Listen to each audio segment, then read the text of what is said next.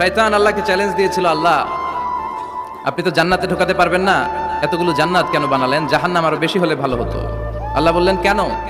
শয়তান বলে, আল্লাহ এই সবগুলার আমি ওয়াসওয়াসা দিয়ে মুনাফিক বানিয়ে নাস্তিক বানিয়ে জাহান্নামে ঢুকাবো। আমি চ্যালেঞ্জ দিলাম, ডান দিক থেকে ধোকা দেবো, বা থেকে, সামনে থেকে, পেছন থেকে, নিচ থেকে, রগের শিরা উপশিরায় ঢুকে, মাজরাত দাম যেখান দিয়ে রক্ত চলাচল করে ওখানে ঢুকেও আমি ধোকা দেবো। আপনি জান্নাতে ঢুকাবেন কেনমে? আল্লাহ বললেন তুমি আমারও চ্যালেঞ্জ দাও, এত বড় সাহস? আমি তো সব রাজার বড় রাজা, মহারাজা। চিৎকার করে বলেন ঠিক কিনা? মহারাজার সাথে চ্যালেঞ্জ দেয়া যায় না। তুমি আমাকে চ্যালেঞ্জ দাও, আমিও তোমার চ্যালেঞ্জ নিলাম।